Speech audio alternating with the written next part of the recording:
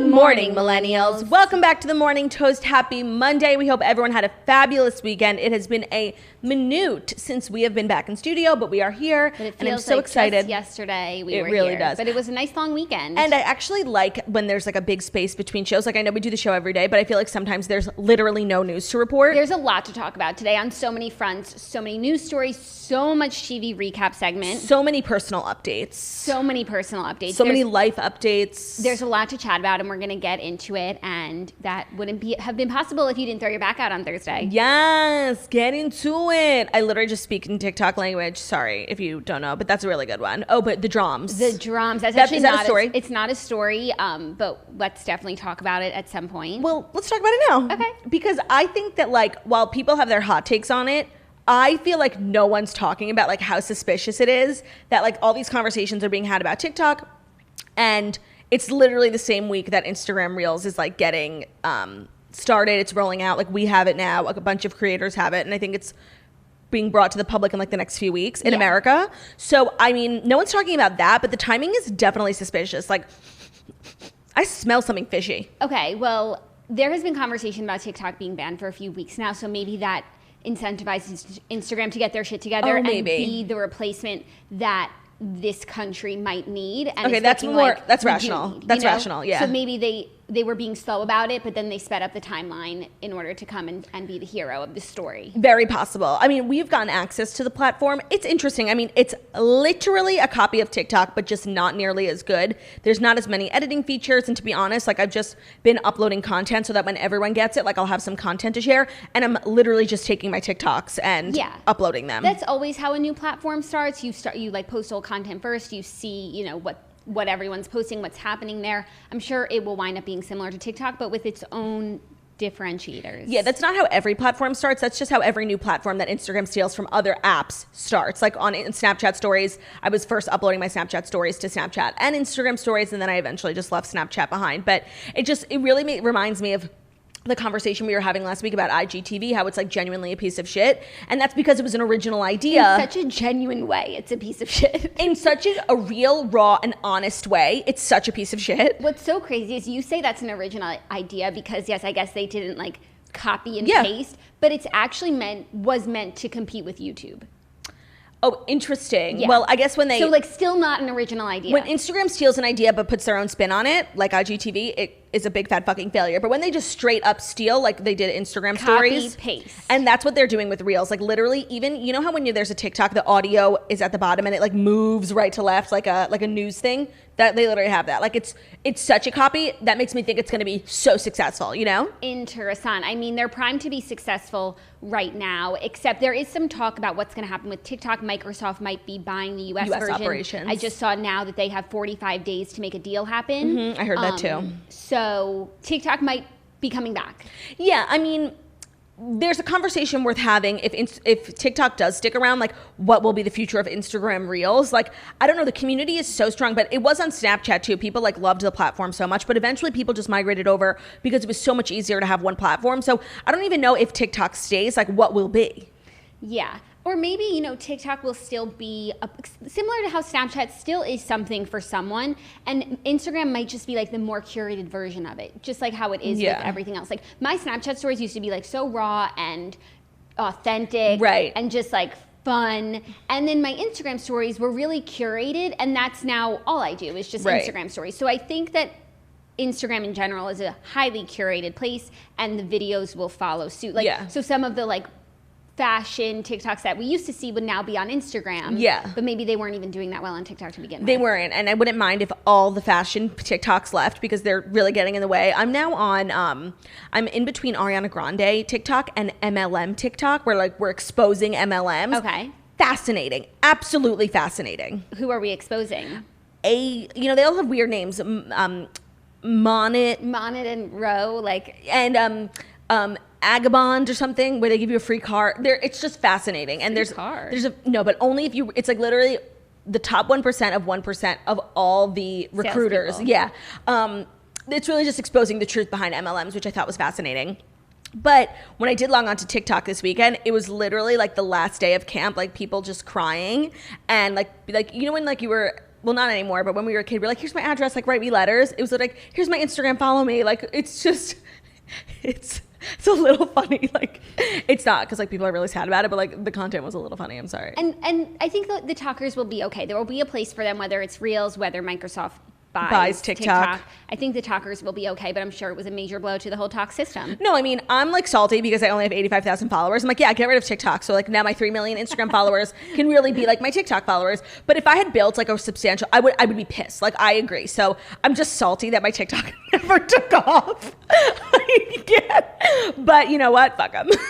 Fuck them. Fuck them. I'm pro getting rid of TikTok. No, I'm kidding. I don't really care. But I actually really like the idea of Instagram Reels because it's, so for someone like me who couldn't make it on TikTok, like it's perfect. Yeah, and now that I had deleted TikTok a while back, when you guys send me TikTok videos, what I've realized is when it plays in Safari, I don't think the whole video plays. I think just the first 15 seconds. So I've been watching these videos being like, this isn't funny. Oh, that's hilarious. And it took me a while to realize that I wasn't wating the whole thing. For sure. And I have no way of watching the whole thing. I think you can watch on like Safari on your computer. It's so hard for me. I'm so sorry, we just got sidetracked, but yeah, I'm so glad we were discussing a little foreign policy so early in the morning. Yeah, that's what we do here at the Morning Toast. We've always said it's everything you need to know, and that you really did need to know if you're a talker or an aspiring talker like me. Right. But there's much more to discuss. First off, we need to talk about your back. No, I want to address some rumors. You know, another day, another controversy for me. There has been a lot of, underground speculation that I was faking throwing out my back, which is honestly hysterical, and that's the kind of controversy I can live with, but it's not, unfortunately. But I do see how someone could think that because we canceled the show. We had always planned on going away Thursday. We were going to do the toast with our suitcases. Ben and Zach were going to pick us up, and we were going to drive upstate. We were going to do a really early episode. But on Wednesday after our show, I had a project to shoot, and I was very excited about it, and I absolutely looked stunning. Like, it was sickening, and I was having so much fun at this photo shoot, and they wanted Theo in the photo shoot, so Theo came, and I was so excited. I bent down to pick him up, and I just absolutely threw my back out. Literally, I started just screaming. All these people were surrounding me, wearing masks. How terrifying. And they like grabbed Theo and they put a chair, and it was horrible. And like, I was so excited. I've been looking forward to this photo shoot. It had been delayed because of COVID, and like we finally got it on the books, and I just ruined it. Like, it was going so well. I ended up really being very professional. Like, I heard Kris Jenner in my ear being like, get your shit together. And I got home and I just like utterly collapsed. And I knew that if I had to wake up extra early and I was on taking muscle relaxers, have a prescription, do the show, get packed. Like, I just knew I didn't have it in me. So I took the responsible step in canceling Thursday's show, which I apologize for. And I really thought my back was going to ruin the weekend, and I actually heard that some of my sisters were talking shit about me, like being like, oh, Claudia's back is going to ruin the weekend, which when I heard really did hurt me, but it's fine. That's not what we said. We said we hope Claudia's back doesn't ruin the weekend. No, that's a part of the conversation that you told me, but I could just imagine how, sisters talk and the conversation went on. I don't want to know. I was deeply hurt when I found out you guys were talking about me, but it's fine. It's fine. I'm not upset. I'm really not. Not at all. So, I'm sorry. I really thought it was going to ruin the weekend. And when we drove up there, I literally was like asleep in the car because I took another muscle relaxer because I was in so much pain. And I just planned on really like staying in bed the whole weekend, but like with my family. So it was fine. And really the second I got there, we had a very active weekend. And I think part of the reason my back was thrown out was because I've literally been in bed every single day. I do the toast and I literally get back in bed. I've been in bed for 4 months. And Wednesday, which is when I threw my back out, was my first full day at work. Like, I had this, and then the photo shoot, I wasn't home till like 6 o'clock, which hasn't been the case for me in a while. But when we got there, I put on like workout clothes, and we just happened to like walk a lot. We went horseback riding. We played pickleball. Just what the doctor ordered. It really was. And now literally I got home and I laid in bed all day yesterday and my back is fucking killing me. Okay. I got home yesterday and I was just not right. I laid in bed all day. I'm so sore. I think from horseback riding. My vagina is truly broken. Like my neck. Yeah. My vagine. No, by the way, literally my neck, my back. And my crack a little bit, okay? Like, the person who wrote that song obviously went horseback riding. I've just gone horseback riding for the first time in 10 years. We went horseback riding in literally one of the most beautiful places I've ever seen in my life. When we first got there, we were like, horseback riding is a good idea in theory, and we used to horseback ride as kids, but I guess if you really don't do it a lot, it's very scary. Like, you're very high up. And just like anything else, the older you get, the more aware you become of all the ways that this thing that you're doing can kill you. No, I just was imagining like falling off the horse, and that wasn't even what I was afraid of. I was afraid of the horse then stepping on me. Yes, that is the big issue with falling off horses. I just watched Yellowstone, and it shows you all the ways in which a horse can kill you. So we were like literally about to turn around, but we gave it, and it's true. Like, when you're an adult and you do something that you're afraid of, you feel so accomplished. And we ended up like walking up up the trail into like this sickening, stunning, gag-worthy like cornfield. Gag-worthy. It was 7 o'clock. It was like almost sunset. I literally felt so close to God. It was fucking stunning. And I just love doing things like that. And it ended up being like a really good thing that I'm glad we did. But by the time we got back, I couldn't feel my toes. My legs were so numb. Like I was in so much pain. Yeah, no, it's a full body workout, especially when the stirrups don't fit you. And as you ride through the cornfield, they become more undone. Yes. Your legs are just like hanging there and you're squeezing your thighs for dear life. Yeah. But all worth it, except that today I'm walking like a cowboy. Yeah, but it was fabulous. We had a great weekend. We were upstate, and it was just so great to be one with nature, get out of the city finally. And it was our first like mini staycation with Michaela, which was just absolutely everything of the sort. It was so exciting to take her away. But speaking of vacations, we have a little housekeeping news. Yes, I'm afraid some people are not going to be too happy about what we're about to say, but you know, it has been a very long quarantine, and For your girls, we have done really everything we can to like do the show every day because we know there's been so much uncertainty, and you can always rely on us to come here and say stupid shit. So we wanted to be that for you. We really did, and I feel like we did our jobs, and we have been. We did our jobs even when it was just so fucking hard. And we are going to take a little break, but we will not be completely gone. So starting next week, Jackie and I and the Steens are heading out of town. And we will not be in studio, but we will be releasing weekly podcasts. I think we decided on every Wednesday. So we're going to be still recapping all the Housewives that we're watching. And we're still going to be doing Dear Toasters and the Fast Five stories from that week, which actually might end up like being really great episodes because we're not like talking about really dumb shit that we just like need stories for. We'll just be a weekly podcast, audio only, obviously, plus all the Patreon episodes. Yeah, so it would be a great time for you to become a Patreon member. It is it's not permanent by any means. It's really just a hiatus. Just for a month. Now that Michaela is, you know, ready to pack her things and get out of town. We're going to get her out of here. And that's what we're going to be doing. So apologies if you needed us in August. We are going to be taking some time for ourselves, and I'm so excited. I'm so excited. As much as I'm really going to miss you guys, I'm going to miss the studio because like nothing brightens my day like this wallpaper. Like this place. I'm really so excited for our little vacation. I'm excited to see how it feels to do weekly episodes. Yeah, you know, that's like what other podcasters do, and they're always like running late with their weekly episodes. I'm like, how? So maybe we're going to find out. We'll definitely be late. Oh, for sure. Yeah, but they'll be up Wednesday mornings around 10 a.m. Yeah. So yeah, that is our housekeeping update. It is only for a month. We'll be back, I think, second week of September. And it feels good. You know, it's the same time The View is taking a hiatus. So we're just are they? We're just one of the hosts. Everyone has gotten their hiatus. It's our turn now. Yeah. And I feel good about the work that we did. 100%. Some of it during the quarantine, and people needed us, and I feel like we were there for them, and now it's our turn. But you have a full week of shows this week, so we're just gonna leave it all in the studio. We're gonna spread them for you. We're gonna spread them for you like we always do. Always. Sometimes wider than other times. Speaking of things that we need to speak about, and I can't believe we've gone on like however long it's been without speaking about it. Snitch got a dog. Ba-dum-bum. Snitch got a dog. Oh, snitch got a dog. Ba-dum-bum. She has been keeping this a secret. She's been working on a secret project. She's been working on a secret project. Ben and I drove her to pick a Magnolia. That's her dog's name. Magnolia up yesterday. And it was really emotional. You know, Margot was in the car just like cradling Magnolia, sobbing. And it was big. And, you know, Margot, this is like a big step for someone. For a young snitch. For a young snitch. And we feel as though it's exactly what she needed. The timing is great since we'll all be going away. It's a great, you know, time to have Magnolia get to know Theo, have Magnolia get trained while we're all in a house together. I think it's really good. We got to spend the day with Magnolia. She is so fucking cute. She weighs 4 pounds. I mean, she literally feels like 1 pound. You guys, she's this big. You might be seeing pictures of her. I saw a few pictures of her before I went over to Snitches, and I was like, oh, full dog, whatever.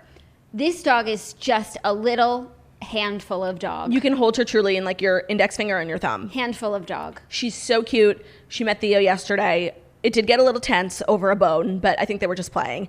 It's good. It's good. It's good. Theo was like so shook, but then so excited, and you could just see the love pouring from his heart, like that he's now I know that technically they're cousins, but he really is stepping into this big brother role. Of course, and Theo's kind of been waiting for this. It's the role he was born to play. It's very exciting. I mean, Margot, you know, was up all night. That's life, you know, with a baby, but it'll be good, and we're really excited and happy for her on this journey, and I'm just so excited to have another dog in the family. Yeah, and have another dog in the studio one day. And we've now rebranded Theo's Instagram from Pup with No Job to Pups with No Job. It'll be a joint venture. together from Theo and Magnolia, which is very, very exciting. We got to get some fabulous content for them while we're out of town. Double the premium content with the two pups. It's so exciting. It'll be interesting to see how they share. Theo being an only child for so many years, he hasn't had to share yet. And I think that's where the conflict arose yesterday over Bone Gate. Definitely. There were some tensions, and I spoke to Theo after, and we had a really good talk, a heart to heart almost. And it's, as it is with, any only child, it's very challenging to not only not be, the object of affection for everyone, but to have to now share your Instagram. And Theo worked so hard. He worked so hard to build that following, over time, and just kind of to like fork it over to, what he says is a good for nothing dog. It's hard. He's entitled to his opinions. But we're working through it. I think also, as much as he's probably coming out like really strong and trying to be so defensive, like it's not just that Magnolia has come in and stolen everyone's hearts and minds and Instagram accounts, but also Michaela came onto the scene a few months ago, and Theo's just been competing for love and attention ever since, and he's like, what about me? Can you do me a favor? Can you just like not speak for Theo, because you actually haven't spoken to him about it, and you were actually being like super fucking rude to him yesterday.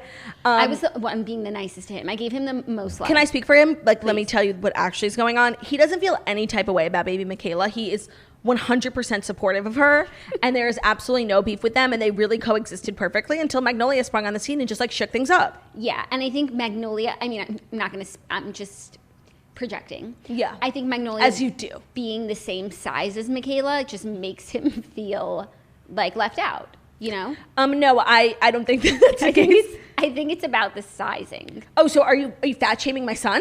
You said the F word. Are you body shaming my son? Never. He's a beautiful boy. Michaela and Magnolia, by the way, are not the same size. They're so little, both of them. Yeah, but Michaela weighs like double what Magnolia weighs. It's hard to go from, I can imagine, it's hard to go from being the baby to the adult. He's fine. He's doing fine. Okay. He's fine. Okay. He's great. No, he's the best boy. And he's the star of this show. Like, he has so much going on, He just has to remember that. Count his blessings. Yeah. He's fine. We're fine. We're all fine. Okay, Theo, I have to talk to him, but he's my favorite boy of all time. He could, he's really, a perfect angel. Like, how could he feel any type of way? Maybe it would be nice if you said it once in a while. That's all I'm saying. I feel like it's all I ever say, but it's true. I'll say it some more. No, it's fine. We just have to work. This is our new life, our new dynamic, our new normal. We just have to work it out. We're going to do it, and it's going to be fabulous. We have so many blessings, truly, and it's fabulous. It's really fabulous. I'm so excited for Snitch. I'm so excited for the whole Fichemin family. It's going to be beautiful. Follow them on Instagram at @pupswithnojob. While you're there hitting the follow button, working on your ratio, head over to Jackie O Problems, give her a follow. And then at the Redheads, at the Morning Toast. Fabulous. New Redheads episode drops on Thursday. Very exciting to get all the gals together to record the episode. I'm almost done with the book. It is dark. It's an intense one, yeah. I heard. Mm-hmm. People are talking about it. Yeah, I look forward to the lively conversation that will ensue. Fabulous. Well, if that's all we need to discuss, anything else you wanted to chime in with before we dive into the Fast Five? No, I feel as though it's time to dive right in. I just want to let everyone know that my iPad showed up today dead. Dead on arrival. It really happened. This is the first time it happened. I know, and it's because of the long weekend. So why don't you just leave it here charging?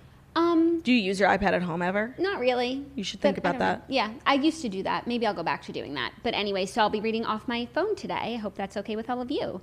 And without further ado, it is time for the Fast Five stories that you need to know before you wake up and take a bite out of your morning toast. And that is true, but it is Monday, and since we did not have a show Friday, we weren't able to highlight a Black-owned business, and we want to do that today. So today's episode is brought to you by Gold. Founded by Trinity Wooford and Izzy Kabori in 2017, Gold was started with the mission of bringing good vibes to the wellness industry. Gold is an independent, Brooklyn-born brand centered in making superfood-boosted essentials for health and beauty with products that are always natural, easy, and, most importantly, fun. Gold makes superfood health and beauty for everybody. From latte blends to face masks, they are here to help you feel like your best self. Gold has 3 superfood latte blends, original matcha and cacao, and you could try it in water, milk, coffee, or smoothies. Blend to combine with your favorite hot or cold drinks. Enjoy daily at any time. All of them are vegan, keto season, and there are no added sugars. To learn more about Gold and to shop their products, visit gold.co, that's GOLDE.co, or follow them on Instagram at gold, GOLDE. Thank you, Gold. Fabulousness at every turn. Check it out. Wow, that sounds so amazing right now. Yeah. Okay, let's get into some of our great stories. First story, I think the most exciting news of the weekend. Luke Combs and Nicole Hocking are married in Florida this weekend. Luke Combs is a married man. I'm so sorry, Claudia, Snitch, and all the Oshry girls. I know. No, and all the girls out there who thought it would be them. Yep. On Saturday, the 30-year-old country crooner married fiance Nicole Hocking. Nicole, it's hard to say her name. You know I was about to say Nico. But no, I know, because that's like her Instagram and that's what we call her, but Nicole is her name. Yeah, sorry. Nicole Hocking at their home in southern Florida, a rep for Combs confirmed on Sunday to Page 6. Quote, despite the threat of a hurricane, by the way, it's hurricane season right now. Isaias is on its way, so everyone, if you're in the path of the storm, please be careful. The couple had a lovely, intimate ceremony and will be celebrating with friends and family in the new year, his rep told Page 6, noting that tropical storm Isaias, which brushed the Florida coast on Sunday. Combs and Hocking also posted photos from their wedding day to Instagram. He said, yesterday was the best day of my life. I got to marry my best friend. Stop. I love you at Nicole Hocking. Here's to forever. Oh my God. This is so, it really sprung on me. Like I knew that they were engaged and I just like never really thought about when they were getting married because to me they're just like OTP, like it doesn't matter. And then I was just like in the car yesterday scrolling Instagram and it just popped up and like made my day. And certain types of things, you know, like I compare this to Joe Jonas where it's like when he got married, it cut me deep, you know? Mm-hmm. Because it should have been me. And with Luke Combs, you know, would I marry Luke Combs in a minute? But do I feel like it should have been me? No. Because it should be Nico. It should be Nico, and I respect it. Yeah. And I support it. I also very much respect the fact that obviously their wedding plans were probably changed by the pandemic, mm-hmm. and they went forward, and we didn't see any ceremony photos, but, you know, the photos of the two of them on the big day were so beautiful, like the mm-hmm. whole nine. She did her bachelorette party a few weeks ago, and she found a way to make it all work out given the new normal. Right. And I'm not a COVID bride, so maybe this is like easier said than done. But if I was, I think this is similar to what I would do. Like I would get legally married in like a small ceremony with really only the people that needed to be there, and I would figure out the party and I would make it like a blowout extravaganza whenever I can, but that's what I would do. But yeah. I guess everyone is doing it on their own timing, and shit is real for COVID brides. She posted, yesterday was the most special day. I'm so happy to spend the rest of my life with you. Although we wish we could have had every single one of our family and friends there, we can't wait to celebrate with everyone next year. So excited to share more of this day soon. Much love. Fabulous. I mean, you just love to see young love, burgeoning love, and I'm so happy for them. Yeah. It's fabulous. It's really fabulous. The photos are fabulous. Check them out at Nicole Hocking or at Luke Combs. She looks sickening, and we need to get her Instagram, Nicombs. Yeah, that we do need to do. But she did change her name to Nicole Combs on Instagram. That's so beautiful. Which is such a sickening name. Nicole, that's beautiful. Nicole, that's beautiful. Great time to remind you to watch my comedy special, Disgraced Queen. Now available on many platforms. If you head over to my Instagram account, Girl With No Job, there's an Instagram story highlight with tons of links to places you could watch it, you could stream it, you could rent it, you could purchase it. You could also stream the comedy album. Like if you like listening to podcasts, you could listen to like the whole hour, 15 minutes of my show as a podcast. Check it out. You know what? Speaking of comedy albums, perfect segue into our next story. New Joan Rivers comedy albums are coming in 2021, Variety reports exclusively. Sickening. New comedy albums from the late Joan Rivers containing previously unreleased material will be released in 2021. Production distribution company Comedy Dynamics. Oh my God, they produced my comedy special. Do you think I could get an early little taste? Get to work. Oh my God, I'm literally going to be so obnoxious and ask. Announced on Friday, it has acquired hundreds of hours of content from the Joan Rivers estate with plans to release a box set and digital albums. Rivers rose to prominence in the mid-1960s, best known for her quick wit and caustic style. She died in 2014 unjustly and tragically and far too soon. Wow, this is so exciting. I didn't realize it was hundreds of hours. I mean, I actually recently watched one of her more recent, I think maybe her last special before she passed, and it was just everything. I watched it with my in-laws in the Hamptons, and it was just like, she is such a talent, so sensational. What stage presence, not only for like anyone, but for a fucking 80-year-old. Like it was, whenever, I can't talk about it too much because it really makes me so sad, even though like she was 80 and like that is when people die, like that is just not when she was meant to die. No. And she was truly taken from us too soon. She was at the height of her career. And if you like know a lot about her, And like if you watch her documentary, like she spoke so frequently about these highs and lows of fame, and for her to go out in a high, which is obviously great, it's better than going out in a low, it's just devastating because she had so much more to accomplish. She had so much more to give us, and I feel as though the world, her absence is so felt, like we could really benefit from hearing from her right now on the issues of today, but also it'd be nice to just hear from her in general from years past. This is fabulous. I mean,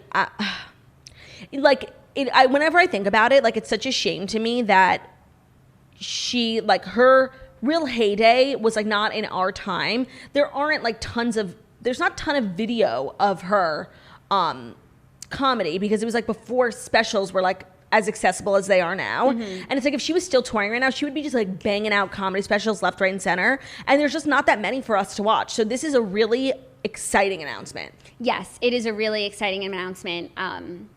Just some good comedy news, But there is some really good Joan Rivers content out there. The documentary is a gift. If you haven't seen it, piece of work. You will laugh, you will cry. I could watch it. I bought it on YouTube so that whenever I'm on a plane on my iPad, it's like downloaded because it's a roller coaster of emotions. She's so funny and she works so hard and there's so much you didn't know about her. It's hard for me to talk about her in the past tense, honestly. It's really painful. It is really painful. Like I feel like I'm really truly still grieving. Like it's very upsetting. Well, hopefully this new special will help. Yeah.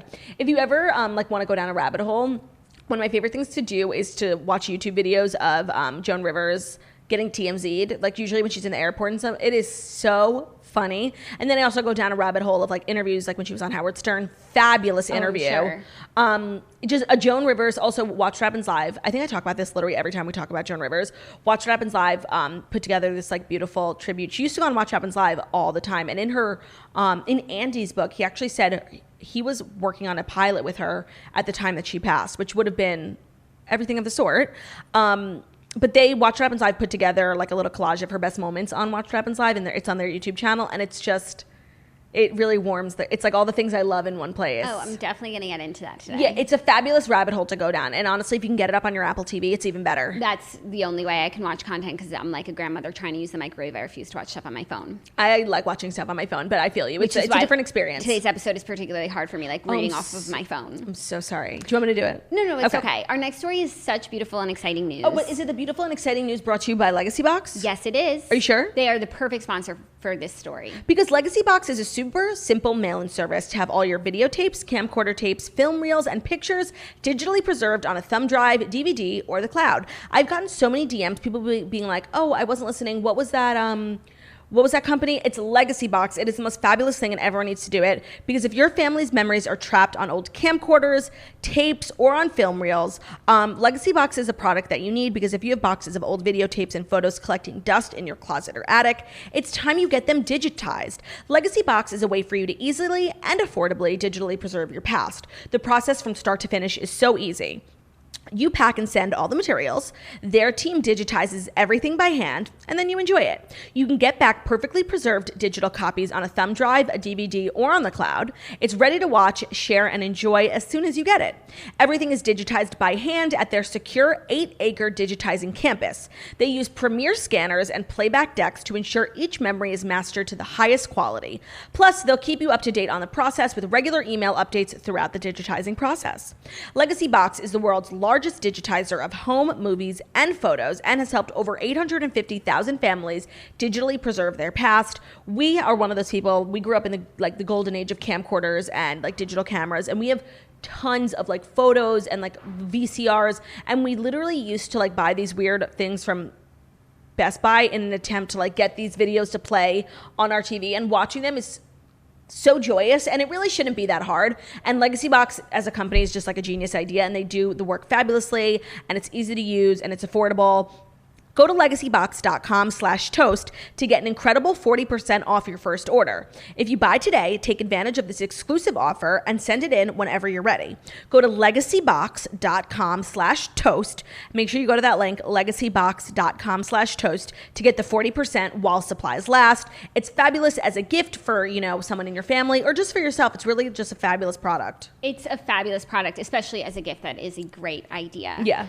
Speaking of making beautiful memories, Nikki Nikki Bella gave birth to a baby boy one day before her twin sister, Brie Bella, also welcomed a son into her family. Alternative headline. The Bella twins, once again, proved to be goals at everything. Like, what is better than this? No, there's really nothing better than this. I saw this headline, and it just warmed my heart. Of course, we knew that they were pregnant at the same time. They both had sons within one day of each other. These boys are going to grow up as twins like them. Oh, that's so cute. I didn't even think like that. It's really, really sweet. So Nikki Bella is a mom. The Total Bellas star and fiance Artem welcomed their first child, a son, on Friday. They said, "Our baby boy is here, and we couldn't be happier and more in love. Everyone is safe and healthy." Then the next day, Brie Bella welcomed a son, a brother for Birdie.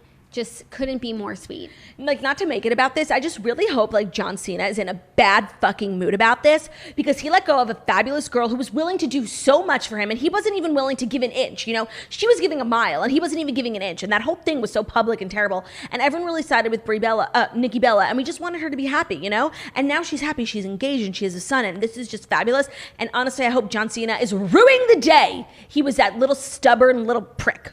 Well, I think John Cena's doing fine for himself, and this is not what he wanted. So I think he's probably happy that Nikki got what he wanted and that he's not a dad. But what Nikki wanted was him, you know? I know. It's what we all wanted. It's what we all wanted, like that WWE royalty. Like, that's what we wanted. Why did they have to make it so fucking hard for us? But you know what? Man plans, God laughs. Everything happens for a reason. Everything happens for a reason. They're both in really happy relationships. And I mean, I can't imagine she's happier than she is right now. I totally agree. This is so fabulous. And it's obviously so beshert, which is a Yiddish word meaning meant to be.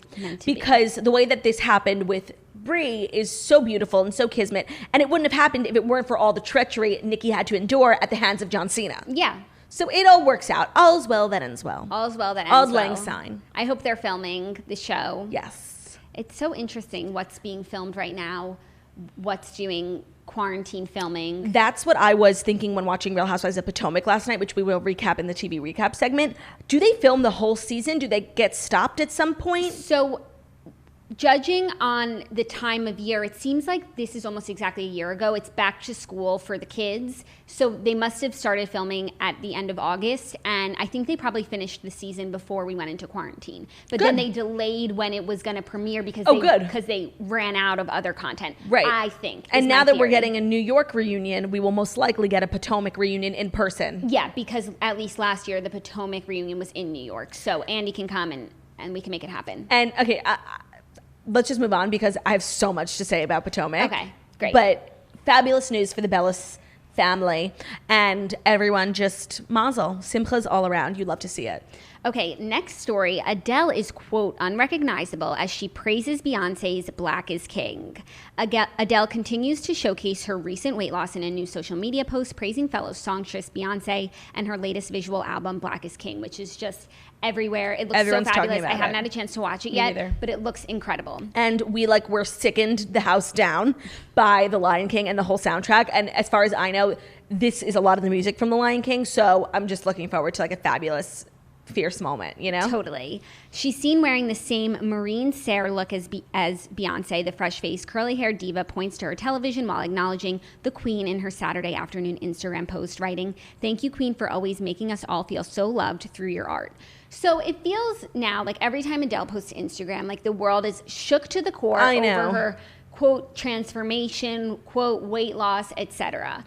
And like, I don't know, something about the way just people talk about this like really rubs me the wrong way. Like, what I find fabulous about this news story is like, one, Adele's posting on Instagram, which she never does. Two, her Beyonce friendship is going strong. Three, she's a queen who respects other queens. Like, I don't know, the verbiage around like slim down Adele, like who fucking cares? And like, also, I understand, you know what, at a certain point, like these are celebrities when there's a major weight loss, it is news, etc. But we have this conversation every time she posts a photo. Like, she must be so exhausted by this. It's not like in each photo she looks so different from the one before. Right, no, there was the beach one, and then there was her birthday one, and now this is the third time. Drake birthday party one. Like, it's just every single time she posts a photo. No wonder she doesn't post that much. Totally. It's like, can we talk about something else other than her body? Like, this is how Adele looks now. Get used to it. Get used to it. Like, it doesn't have to be the title of every story. Right.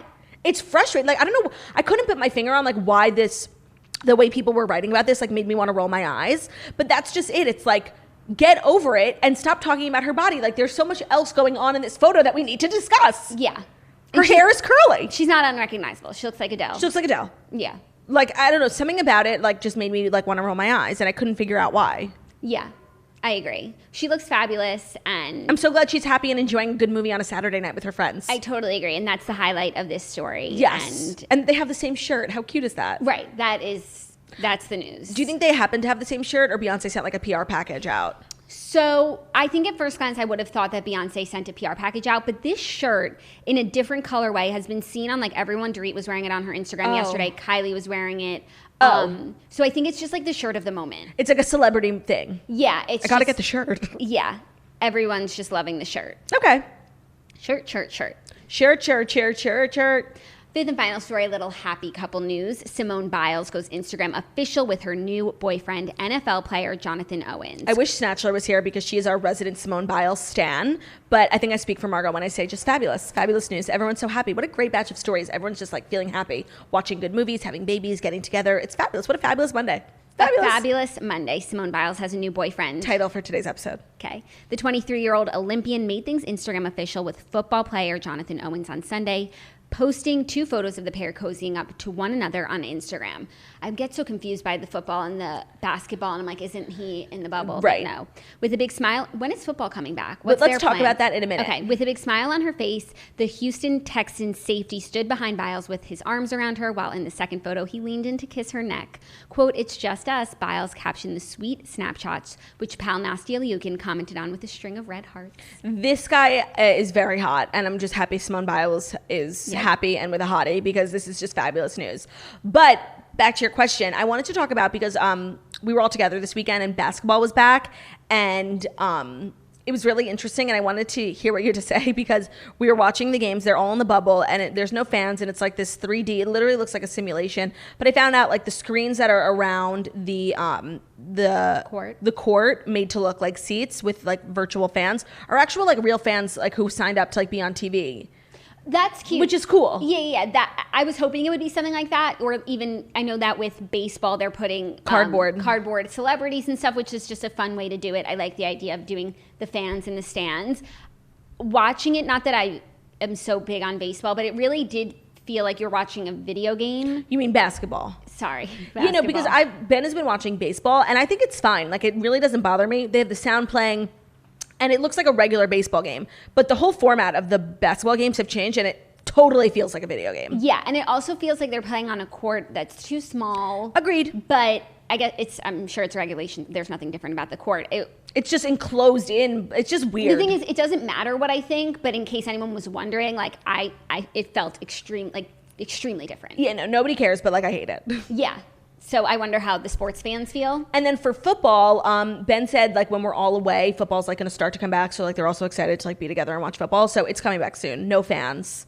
I think it'll be fine. It's like it's the same field. It's just like baseball. Same field, no fans. And it looks similar, I think. Okay, I haven't watched that much baseball, but that seems like a better plan of action. Yeah. I'm glad that they're trying stuff, though, and that there's sports back on TV for those who were missing it. I mean, the only sport that's been on is golf, and Ben has just been watching it religiously, because Ben used to literally have, like, a slate every night with, like, 1 million games to watch, and now he's, like, 1 PGA tournament a week, and my God, it is so boring, and there's no fans, and it's so quiet, and, like, they play the same course 4 times and, like, tally up the scores, which makes no sense. So I'm literally watching the same thing 4 times. It's just horrible. It's just horrible. That's rough. It's a disgrace to entertainment.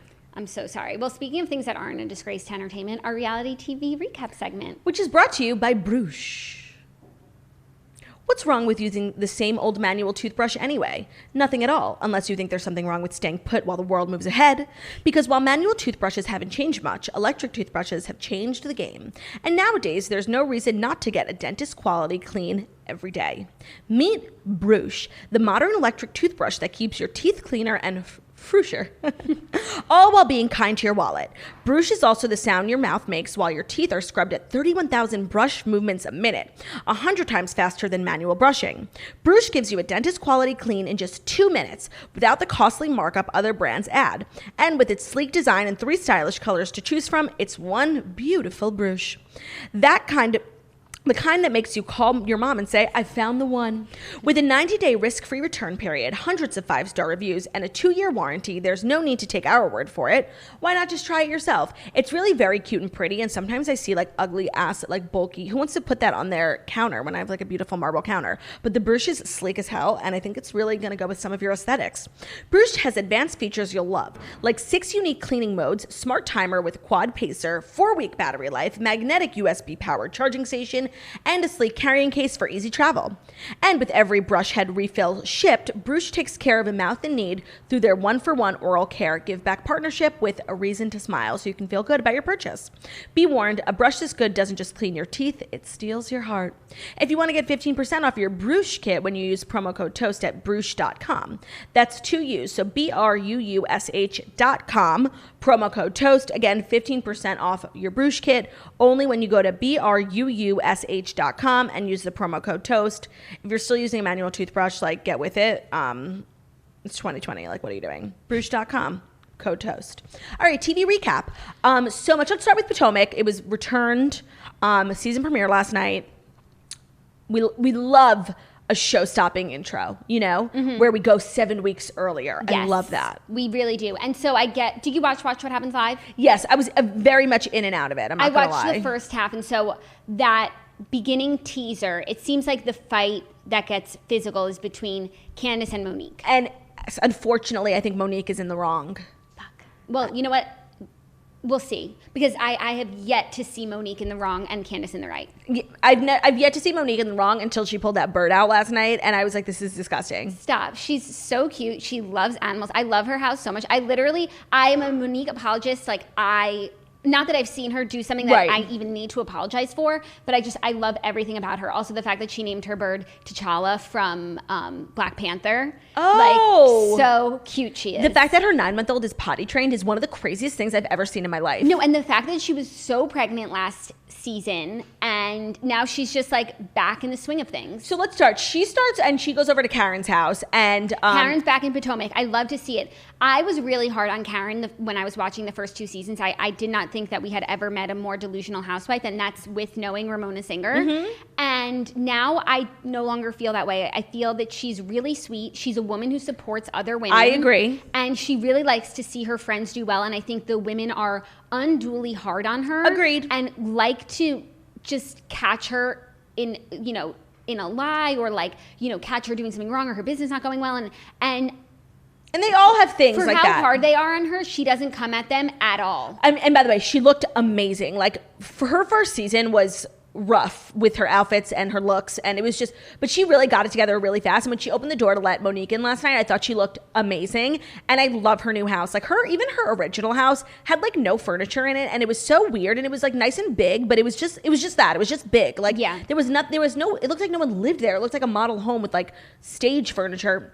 I really like this house. I thought it was beautiful. I'm not 100% sure like what's going on with her finances, but it's kind of like a Dorit Kemsley situation. Like, I just don't want to know. Like, keep the looks coming, keep the house coming, and I won't ask any questions. I actually feel like her finances are fine. From what it sounded like, Ray had a tax issue that he had to pay back, and that he paid it back, but he still has his business and he's doing fine. And now she is a housewife. She has her business, and I think they're doing fine. And so I'm happy to see her back in Potomac. Well, I thought it was really interesting how she like immediately, like, she opened the door and she just started opening up about how her and Ray are going through things. And Monique was right. Like, she's not one to really like divulge on things like that. So if she's at the point of telling Monique on camera, like, it must be bad. Yeah, it must be like she has made a decision and now she's making it look like she's on her way to the decision. Yeah, I thought that was very interesting because, you know, their marriage is an institution. Like, they've always kind of been like this, like the older, stable institution in Potomac, and I really thought that was worrisome. Yeah. Or she just is turning a new leaf of being open on the show. Yeah. Like, maybe she feels now 4 seasons in that she can trust the show and share more with the viewers. Yeah. So even if she's not necessarily getting divorced, like, she just wants to be open. Because I think by now she probably has a lot of really good positive reception from the show. Yeah. And it's a two-way street. You know, last night's episode was really hard for me because I had a major realization. And it's hard for me to say because I love her so much, but Giselle has terrible style. Both her outfits, that black hat she was wearing with a tiara on it, and then her new blingy home. It was devastating for me because she's really my favorite, and I'm a Giselle apologist, and I could not apologize for that couch or those bar stools or literally anything in her new house. The outside was cute. The inside was literally just a travesty. Yeah, that was wild, the decor. And like production wanted you to feel that way about it. I actually liked the bar stools on their own. Hated. But the decor was something else. Okay, and that purple couch that had like bling in it, which she also sat in on Watch What Happens Live. I'm like, get this couch out of here. No, it's perfect for Watch What Happens Live because it's like fun. It's like a set couch. It's not a living room couch. Yes, it's perfect. Like if you have like an office, like Kim Zolciak has like the craziest office in her house, and it has literally our thrones. Yeah, yes, I agree. But like for a living room couch in a sitting area, a formal sitting area, it's absolutely terrible. Yeah, and that was hard for me. Yeah, that is hard. And I guess I never really noticed it, but that coupled with like her outfits and like that baseball hat that had a tiara on it, like it just triggered me. That hat was really bad, but I feel like in past seasons she's had good style. I don't know. Now I'm just really aware of it. Yeah. And I did not like what she wore to the Denim and Diamonds party because she only wore diamonds. What was she wearing again? Oh, it was like Balmain-esque, yeah. Yeah, it was just like a little costumey. You know what? I'm realizing her style isn't blingy, it's costume. Yeah, but also that theme was just... No, literally, Candace had those boots and had that dress and wanted to wear them both, so she came up with a theme called Diamond and Denim. And I liked both of her things separately. I did not like them together.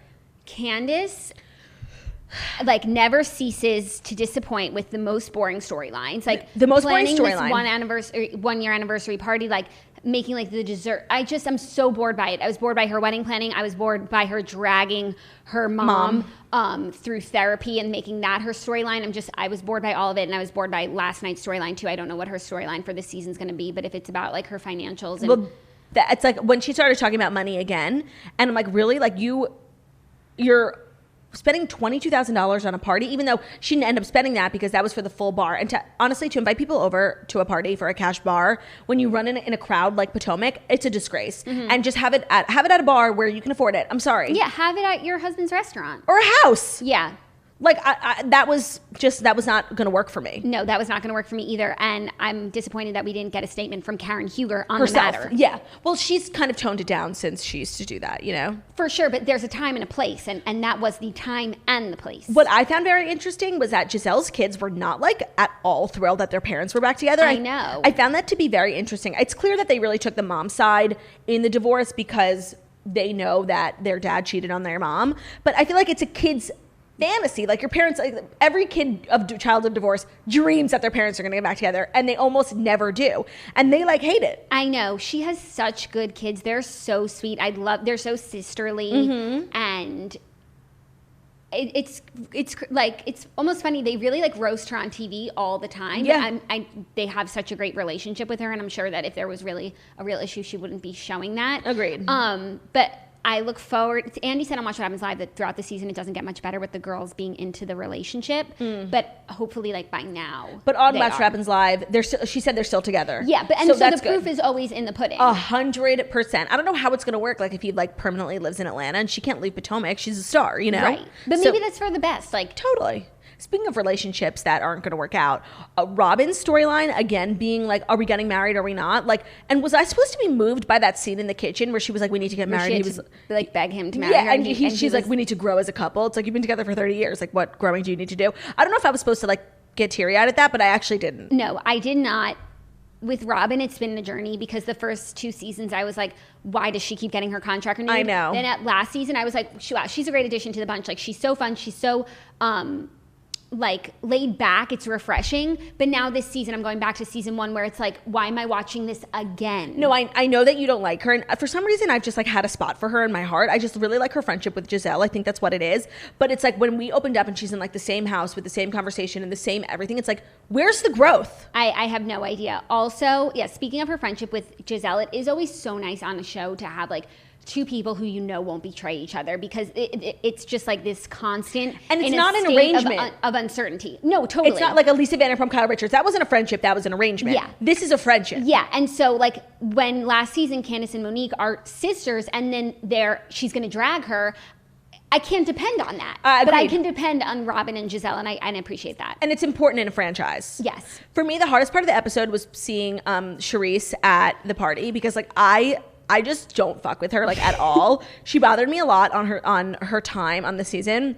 mostly because she like came on the show just like roast her husband and like just don't do that, like do that in private, you know. And I never got with her, and now Monique isn't fucking with her, and like I'm not either because she's talking shit about Monique, and Monique wouldn't even say what she's been talking shit about her about. Because it's like, why breathe life into it? Charisse isn't going to get a testimonial, so no one needs to. Why is Monique going to tell millions of people right now when only probably Charisse's however many Twitter followers heard it? And it is very interesting that I think maybe it was Monique or Karen pointing out like, why is Charisse at this party? Like her and Candace don't even know each other. Makes me think like, coupled with Charisse now like talking shit about Monique, it's like her an attempt to get back on the show. But that she's been doing that every season. She's been part of the storyline. When she brought Sherman's ex-wife, yes, you know, she's always trying to like stir the pot. She annoys me like a lot. Yeah, and the camera like production does not give her the time of day. It's like in Beverly Hills they let anyone just like walk on and like take a dump in the middle of the set. Like they don't care if you've been on the show. Like you can now come to any place. Camille Grammer's literally been around for the last 3 seasons, but they just do not let Charisse back in, and honestly it's hilarious. It's hilarious.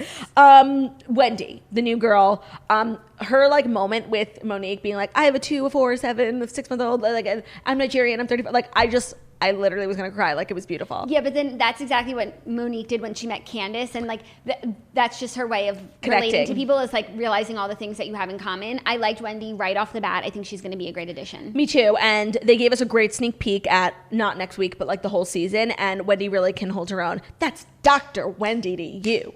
Address me properly. Like that was everything of the sort. They go to Portugal, and last night's episode really got me thinking, because before they premiered the new episode, they were playing the reunion. So I just like was watching it, and it was really just so elevated and so glamorous, really reminding me of Beverly Hills.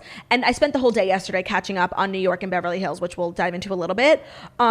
And I was really thinking about how like the difference in the New York trip, they're all on the trips now, between the trip that they're taking on Beverly Hills to Rome, where everyone is like literally sickening outfits, Chanel, Kyle spending $8,000, Lisa Rinna spending $4,000, Erica Jane spending $4,000, Sutton spending $4,000, like all of that compared with like the New York women who they've all been on for the same amount of time. To watch those 2 episodes, which I did last night back to back, Eye-opening. We'll get into it. I just want to say we didn't talk about Ashley Darby. She was boring. She wasn't invited to the party, but she has a baby, and I'm happy for her. And her baby's really cute. And sometimes I have like visceral reactions to her, and she didn't bother me. She's fine. Yeah, I know you probably. I like her more than you do. I think because I like her personality. I don't like when she like just stirs shit up just to do it. But I like her commentary, and I think she's funny, and I'm liking the friendship between her and Monique. I mean, any friend of Monique is a friend of mine. 100%. She's a good like a people reader, so you just follow her blindly. So let's just get into New York really quickly. It was not a good episode. Actually, it was fine. I like when they go on trips, and they actually, wherever they always go to like Mexico, Turks and Caicos, they really do like tropical mostly, and because they always film in the winter. And I always want to go where they go. Like this house in Cancun was sickening. What's crazy though is that there's only 5 of them, and the cast feels so small because it's just like Ramona, Sonia, Dorinda, Leah, Luann, and like we're so familiar with all of them that there's no like, why wasn't Elise on the trip? I thought the same thing. Know? Just to throw in like something different, because all of these people are mainstays now. So to ostracize one of them on a trip is less exciting, because it's like, oh, we have to watch you like all make up too. The episode was difficult for me because really, when it comes to the birthday party thing, I think I'm on Team Ramona. Yeah. So as people, I'm on Team Leah. When it comes to the birthday party, we talked about this last week, I am Team Ramona because it is Ramona's birthday party. And so she, even though like being 63 years old and having this birthday is, you want to judge it and it's silly and whatever, like she is entitled to want what she wants. And the thing about the vagina, they showed a clip. Well, so the reason why I think I'm more firmly, as it relates to the birthday party, on Ramona's side after watching this episode is they showed us footage we didn't see on the first time. I saw butt cheek. Her dress was above her hips. Right, which means that on the front side, there would be vagina. 100%. And you know what? With the grinding, and it wasn't appropriate, I do think Ramona singled out Leah a little bit. Like, Sonia was being just as much of an animal as Leah was. And I think Ramona, there's probably something about Leah that Ramona doesn't like. Mm-hmm. And Ramona went after her more than the other girls. But Leah's behavior was unacceptable in that type of situation, and Ramona said it. She's like, if you want to do that here in the house in Cancun, go for it. We're alone. But it was a dinner. It wasn't a party, and there wasn't a dance floor. They were on a couch. It was inappropriate. I'm sorry to be so like prude, but it was inappropriate given the setting.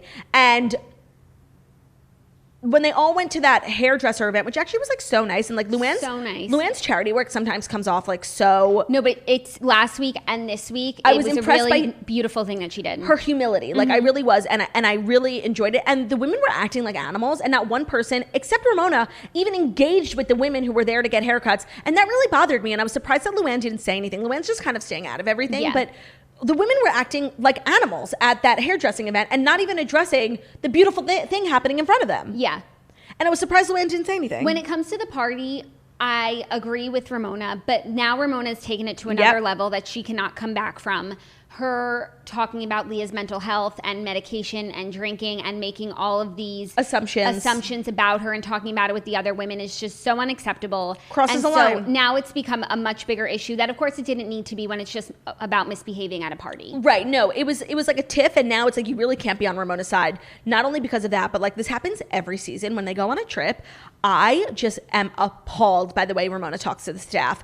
And literally when she walked in, she was like, wow, look at all these servants. I was like, did you just say servants? I thought maybe she said service, but I rewinded, and according to my Instagram, people agreed that she's definitely said that's servants. What I heard too. Insanity. Like, who fucking speaks like that? And just like throwing, I wanted this in London, can you steam it? Like, just the way she speaks to staff on every trip, like, really rubs me the wrong way. And this is no exception.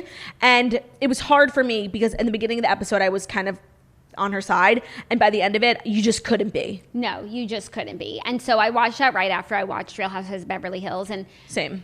It's a shame that we didn't do an episode last week because it was the episode of the season. Bravo, fucking bravo. The tide has turned. We're getting all the information. First of all, this Rome trip just looks so utterly fabulous, and like to watch this episode now in month 4, going on 5 of quarantine, where like it's just, it's hurtful. Yeah. It's hurtful to watch this fabulosity, to know that that's what's out there in this world and like we can't have any part of it. I felt really overwhelmed like during the entire episode because I knew this thing was coming at the end, but not all the women were there and they came in waves, you know? It was like the first wave, second wave, then Sutton came. And it was overwhelming, honestly, because there was so much glamour. Like all their looks, even just going to get drinks, they all looked amazing. I'm not gonna lie, some of Garcelle's looks were really questionable, but I won't, she got there late, so like I won't. And Denise was just, there's no excuse for those boots. Just absolutely horrible. But for the most part, the group really looked sickening the house down. Yes. And I just kept feeling like every time they would walk down to dinner, I was literally overwhelmed, like by the sequin blazers, like everything. It was too much. Yeah, and like I feel like I didn't get enough of a full shot of everyone's looks. You know, especially Erica the first night. Like I wanted more information on what was she wearing. Like I got Dorit's, Chanel. I got the look, sickening. I got her Versace look the next night. Amazing. I loved what she wore to the steps. I love what Erica wore to the steps. I love what Erica wore too. It's really just the two of them, you know? Yeah, and you know, Kyle kind of has like basic style. It's pretty, but she always knows how to dress per occasion, but it's not reinventing the wheel. No, not at all. And Rinna always looks totally appropriate and fun and chic and young. Yeah. And she always looks great. She's a great addition to the mix, but it's really just Erica and Dorit holding it down for all of us. And I'm sure some people find it to be so frivolous what they're doing, but like it's not like if they weren't on a television show, they would not go to dinner dressed like this. But they're giving us television. Not only that, like they go on these trips because they dress the way that they do, and they go shopping. Like the women in New York, when they go shopping, they go to like a hotel gift shop and spend $200. Like these women literally, Kyle spent $8,000. Like that is what you have to put that out to get that back. Like the women.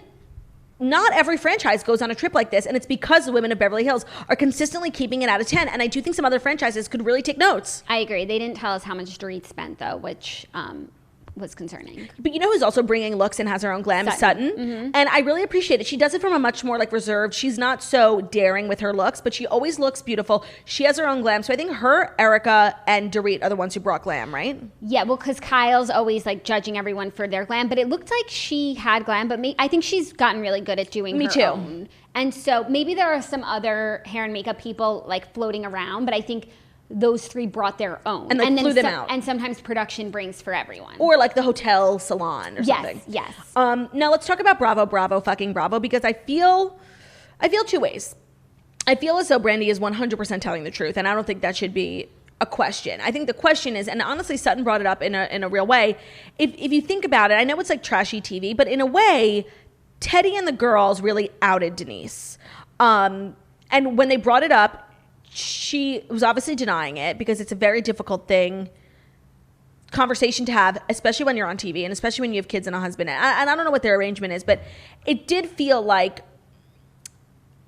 it didn't need, like, Teddy could have aired her grievances with, and Teddy was obviously really hurt by what she heard Denise say about her. And I think she could have had a constructive conversation with her without bringing that up. And I don't know, the whole thing it didn't feel good. No, it didn't feel good. I have a lot of different thoughts about it. But first of all, Teddy felt like she had to say it because it was already out there. But if Teddy and Kyle agreed to never mention it, Brandy's conversation would not have been aired. That part of it. They would have cut it out completely because it's not a storyline. It didn't go anywhere. And even though they're not so close with Denise and they don't need to protect her, like, they each have something on the show that they don't talk about. They all stay above the line with one another, and they just went completely below the belt with Denise about this. Like, one, they're outing her. Two, like, imagine you're telling everyone and her at the same time that, like, accusing her of having an affair, of cheating on her husband, like, and she has to address it with cameras there and in front of all of these women. Like, that is just so uncalled for. Agreed. Especially when, you know, even when, like, Dorit and Camille were fighting last season and Camille brought up her money troubles, everyone was like, whoa, whoa. Right. But this is so much more serious than that. Agreed. And they just felt it was okay to go there. And so I think Sutton handled it so well when she was like, are you more concerned about what Denise said about you or about Denise and Brandy? And what I found to be very interesting was that Sutton then corroborated the story, saying, like, yeah, I heard it too, but I never brought it up. And Sutton was completely right. And she's like, I know I'm new and I might not have, you know, any ground to stand on. But I agreed. I think that the way the women handled the information from Brandy was awful. Was really awful. And I think that if they, it's not on them to, like, care about Denise, especially when they've just heard what she said about them, but, like, it's just the decency of the show. The Beverly Hills has never had to go so there to bring up something so personal for one of the women, and they could have had, like, a crazy conversation about all the things that Denise said to Brandy, and it could have been left at that. And so Teddy thinking that she's doing Denise a favor by bringing it up, like, you're not doing anyone any favors. Now, I have a few questions that I'm curious about. I'm sure that the women say bravo often. Yeah. And I want to know who has said it other times and when. Yeah. Because Denise said it the other night at dinner and we never even heard it. They cut it out so seamlessly. Right. And what is the legal reasoning behind that? Why can't you say bravo? No, so I don't think it's a legal thing, but it's like saying, hello, we're filming a TV show and I'm breaking the fourth wall right now. So when you say bravo, it's like calling out the thing. Right. And they wouldn't air that because it makes it too much of a TV show. But in this moment, like, real life and television are mixing. Dorit tried to give her a heads up. She's like, honestly, like, what you're doing, like, they're obviously, it's like when Teresa was like, they better cut this, when they were talking about her telling Danielle Staub to pull Margaret's hair. Like, of course they're going to use that, and honestly, you freaking out about it makes it more of a spectacle, and they're of course going to use the footage. Yeah, but then I also think that Bravo kind of did set a bad precedent when they paid Denise so much money for 2 seasons, and they basically said to her, like, you're indispensable, we want you on this show so badly, like, it's your rules, sort of. You know, someone who's coming in and has to prove themselves needs to go through all of this shit. To earn respect. But, like, she just came in at the top, and it's kind of a tough precedent to set because it lets Denise think that she gets say over what gets aired and what doesn't because they're so happy to have her there. Right, but at the end of the day, once you sign that contract, like, you're signing your life away. Like, you have really no editorial rights. Yeah, and so now I feel like, as much as before it was like, oh my God, is it true? Is it not true? I don't care. It's not my business. Right now I feel like Teddy and Kyle, they are the bad guys in this story. I agree. It was very poorly handled. And it made me really sad. Like, I've actually never seen Denise cry. And she, like, got teary-eyed because it's not about whether or not it's true. It's just about, like, she was technically outed, and that's really fucked up on TV in front of a group of people. Like, terrible. Yeah. I'm not here for it. I'm not here for it either. But I also see and recognize Brandy being hurt. But I don't know why Brandy had to go on TV and say it. Yeah, there's a lot going on here, but without Brandy being a full-time cast member, it doesn't feel like, obviously this is what everyone wants to see, but it just also doesn't feel relevant. Yeah. You know, if everybody is just coming in with all their allegations against people at the table, I'm going to walk in and start saying things. And also it's like, I'm sure Denise said all those things to Brandy about the women. Yeah. But, like, I feel like in this group, it really is like a isolated thing where it's like, you're only responsible for the things you do and say within the group. When you want to talk to your real friends, your camp friends, outside of here, home friends, and you want to be real with them, like, it's so difficult to be held accountable for all of that when this is just like this Agreed. small world that you're living in. And it's meant to be like real life, but it's like a simulation. What goes on in the simulation? It is a simulation. Like, I'm sure if, Faye showed up and mentioned everything that Kyle ever said about the women to all of the women, I wouldn't even care what it was, because, like, of course Kyle has opinions about her coworkers. Totally. And it shouldn't be fodder for HR. Yeah. Agreed. But it was a fabulous fucking episode. It had everything. Everything. So let's wrap up our TV recap segment with If Beale Street Could Talk. Yes. Which was our toast movie of the week. And you know what? It was not my favorite. It wasn't my favorite either. I had really high expectations because it was so critically acclaimed. Celebrated, critically acclaimed, nominated for a lot of awards. And I wasn't crazy about it. I thought it was a good story, but just like the way it was filmed was just like not my favorite style. Also, you told me that it's not a true story. Well, so when it ended, I was waiting for my black and white text, which is my favorite part of a movie. And most of the movies we've watched recently, unbeknownst to me, were based on true stories or loosely based on true stories. And we got no black and white text, so I just did like the smallest bit of research. And it's an adaptation of a novel. The story itself, like this particular man and this woman, didn't necessarily exist, but I think it's meant to be like, this could be anyone. Like There's a compilation of stories like that. There are so many stories like this, but then it really harkens back to a conversation we had on the show a while ago about Hunters, which is like they made up a story, a terrible story about something that happened in the Holocaust, which ended up not being true. When it's like at the end of the day, there are so many worthy stories worth telling about the Holocaust, and same for what it's like, in the 70s for a black man in America. So I don't know. I was confused by a lot of it. It's like if Beale Street Could Talk is in Louisiana, then it takes place in New York, and Beale Street again is like, it's not necessarily about Louisiana. It's everyone lives on Beale Street. That was the quote in the beginning. Yeah. And I got it. Just a lot of things about it confused me. I liked the love story a lot. I feel like you could really feel the love between Tish and Fonnie. And like, honestly, the scene where Tish and her family told Fonnie's family about the baby was the best scene in the whole movie. I mean, Tish's sister, like, that's me. Like, I loved it. And it was fascinating. And I thought it was like really one of the most like polarizing scenes in the movie. And there were things I liked about the movie, like Regina King is everything of the sort, and I needed more of her. And I didn't know what was going to happen. So it's like when she went down to Puerto Rico, I'm like, oh, we're saved. Like, Regina King can do everything, and she's going to save us. And she couldn't. No, I just assumed that was it was going to be a hard conversation, but eventually, justice would be served, and justice was not served. And I think that was a really powerful message to end on, where it's like, things don't just work out. No, they usually don't in situations like this. Yeah. That was really tough. I agree. I felt the same way. And then I was just like, no, this is the reality of the situation. Yeah, it was, I don't know. And then just like to go through that journey and then to find out that it wasn't based on a true story. When there's a million stories like it, I didn't see the point in like fictionalizing it or non-fic, whatever. Yeah, no, fictionalizing. I agree. That's kind of how I'm feeling right now about the Redheads book. And I think that's a similar conversation that we're going to have. Yeah. So I agree, but it was really well done. I'm glad that I saw it because there was so much talk about it. Yeah, and it was good. It's so highly recommended. I enjoyed it, but it's like when, we're talking about like Hidden Figures, like when we're comparing it to other movies that we watch, it just wasn't my favorite. I agree. But anything to support Regina King, I just love her so much. So for next week's Toast Movie of the Week, we are not going to do a Toast Movie of the Week because we are out next week. So that's that on that for a little bit. But again, for August, starting next week, we will just be doing weekly episodes every Wednesday. Still doing Dear Toasters, all of our Housewives recaps, and of course the Fast 5 stories that you need to know from the previous week. And it'll be great. Thank you guys for giving us that time to break a little bit, and I'm very much looking forward to that. Anything else you want to say before we wrap it up? No, I believe that is all she wrote. She's been writing a lot today, so I think she'll be grateful for the break. Thank you guys so much for listening to The Morning Toast, the Millennial Morning Show, where we deliver the Fast 5 stories that you need to know before you wake up and take a bite out of your morning toast every weekday, Monday through Friday on YouTube. And we're also available as a podcast anywhere podcasts can be found. So that's Spotify, iTunes, Stitcher, Public Radio, iHeartRadio, CastBox, all the places. So wherever you listen to podcasts, find us, The Morning Toast, and leave a 5-star review about how beautiful, stunning, and smart we are. We hope you guys have a fabulous day, and we'll see you tomorrow. Goodbye. Goodbye. Goodbye.